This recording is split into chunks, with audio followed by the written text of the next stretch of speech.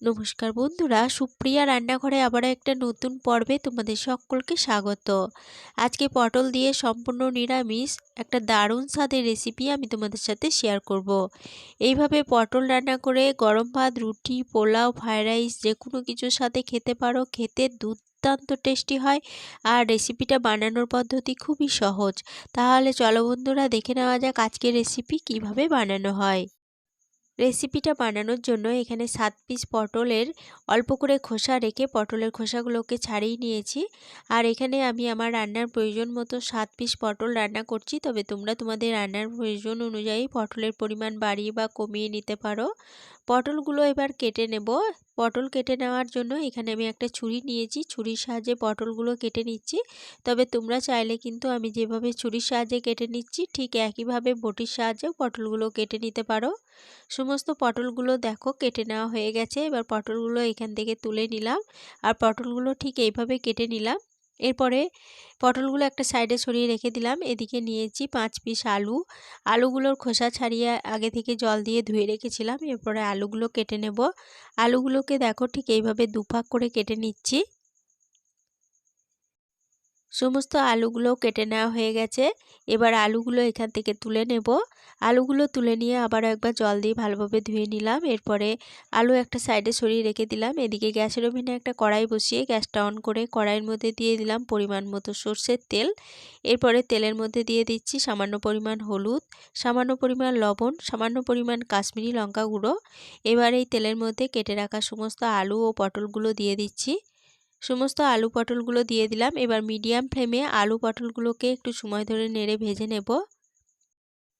পটল আলুগুলোকে 1 মিনিট মতো নেড়েচেড়ে ভেজে নেওয়ার পরে এর মধ্যে একটা ঢাকা দিয়ে দেব। ঢাকা দিয়ে আলু পটলগুলো ভাজা হতে দেব। এতে 2 in 1 কাজ হবে, ভাজাটা ভালোভাবে হয়ে যাবে আর সিদ্ধর কাজটা অনেকটা এগিয়ে থাকবে।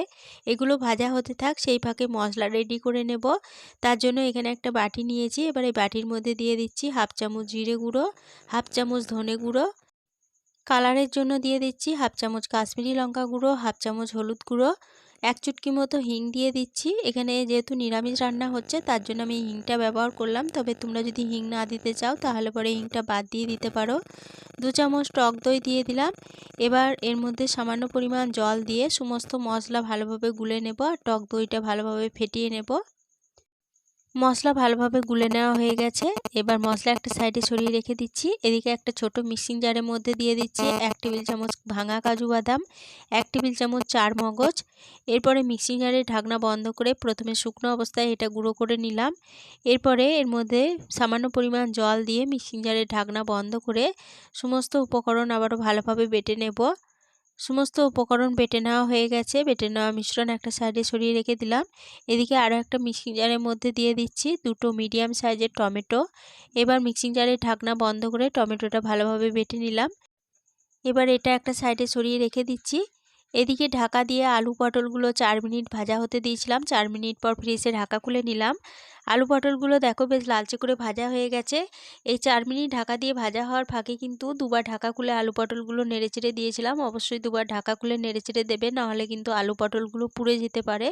সমস্ত আলু পটলগুলো এবার তেল থেকে তুলে নিলাম। তেল থেকে তুলে নেওয়ার পরে ওই তেলের মধ্যেই ফোড়নের জন্য দিলাম একটা দারচিনির টুকরো, একটা লবঙ্গ, একটা এলাচ, সামান্য পরিমাণ গোটা জিরে, একটা গোটা শুকনো লঙ্কা। এবার এই ফোড়নগুলো ভালোভাবে ভেজে নেব। আর এলাচটা দেওয়ার সময় কিন্তু আমি এলাচটা ফাটিয়ে দিয়েছি, অবশ্যই এলাচটা ফাটিয়ে দেবে। এরপরে দিয়ে দিলাম 1 চা চামচ আদা কাঁচা লঙ্কা বাটা আর দিয়ে দিলাম যে টমেটোর পেস্টটা বানিয়ে রেখেছিলাম সেটা। এবার মিডিয়াম ফ্লেমে এগুলো একটু সময় ধরে নেড়ে কষিয়ে নিচ্ছি। 1 মিনিট মতো মিডিয়াম ফ্লেমে আদা, টমেটো, কাঁচা লঙ্কা কষিয়ে নেওয়ার পরে এর মধ্যে যে মশলার পেস্টটা গুলে রেখেছিলাম সেটা দিয়ে দিলাম। এরপরে মশলার বাটিটা ধুয়ে সামান্য পরিমাণ জল দিয়ে দিলাম। এবার গ্যাসের ফ্লেমটা লো টু মিডিয়ামে রেখে সমস্ত মশলা খুব ভালোভাবে নেড়েচেড়ে কষিয়ে নেব। লো টু মিডিয়াম ফ্লেমে সমস্ত মশলা মিনিট 5 সময় ধরে নেড়েচেড়ে কষিয়ে নিলাম। মশলা খুব ভালোভাবে কষানো হয়ে গেছে। এবার এই মশলার মধ্যে ভেজে তুলে রাখা আলু ও পটলগুলো দিয়ে দিচ্ছি। এরপরে যে কাজু ও চারমগজ বেটে রেখেছিলাম সেটাও দিয়ে দিলাম। এবার আবারও লো টু মিডিয়াম ফ্লেমে এই মশলার সাথে সমস্ত উপকরণ ভালোভাবে নেড়ে কষিয়ে নেব।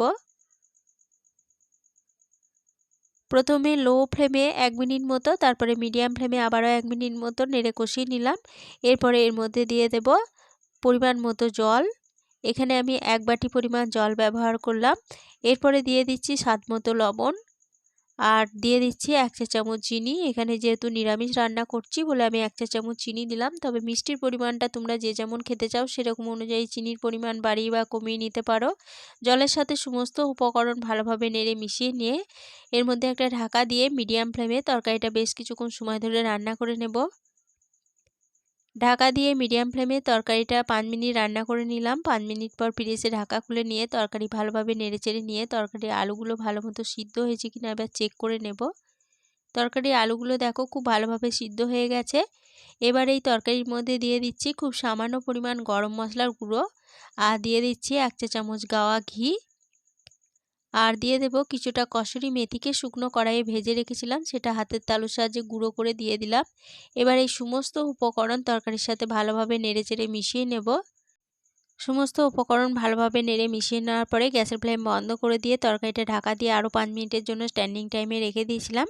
পটল আলুর তরকারি পরিবেশনের জন্য একদম রেডি হয়ে গেছে। আজকে রেসিপি প্রথম থেকে শেষ অবধি দেখার জন্য তোমাদেরকে অসংখ্য ধন্যবাদ। রেসিপিটা ভালো লেগে থাকলে প্লিজ লাইক, কমেন্ট ও সকলের সাথে শেয়ার করে দিতে ভুলো না। নতুন বন্ধু হয়ে থাকলে চ্যানেলটা সাবস্ক্রাইব করে পাশে থেকো। আজকে রেসিপি এই পর্যন্তই ছিল। ফিরে আসবো আবার নতুন কোনো রেসিপি নিয়ে।